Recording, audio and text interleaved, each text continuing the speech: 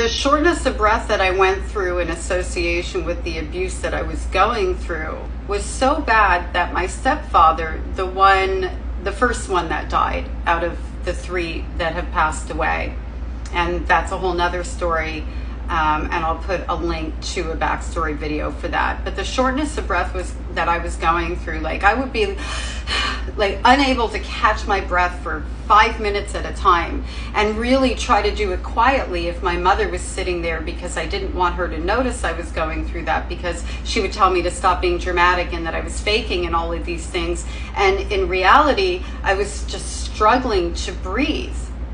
My stepfather was so alarmed by that when my mother went out of town, he took me to the doctor and they did a battery of tests. I mean, one of the ones they did, they made me like swallow this stuff and do an x-ray, and I had like, stuff stuck to me and the whole 9 yards. And they didn't find anything. The doctor just said, maybe she's asthmatic. That was about it. Funny how when I would go to summer camp, and I would know that I wasn't going to see my mother for weeks at a time, or even when I was in boarding school, I would rarely have an episode like that. It's something that still sticks with me, as I shared in the previous video, where if I've had something that's triggered me or there's something deep going on, I will have that same struggle as I'm falling asleep. That's literally now the only time that happens. It's like everything has caught up with me from the day, I guess. And it doesn't alarm me anymore. It's more like something I take notice of to go, okay, let me check in and see if I can pinpoint that or work my way through it, so I'm not struggling for the breath, but rather I'm resolving the reason that I'm not able to catch my breath.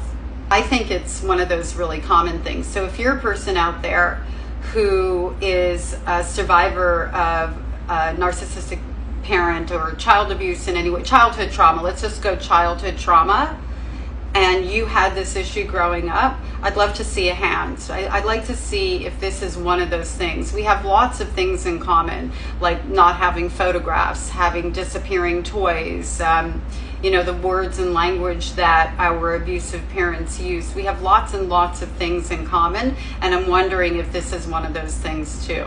And if it is, and you have a tip or trick on how to resolve that, on how to make it better faster, help us breathe easier. I would really appreciate it. And as always, thank you for being here, my sibling survivors.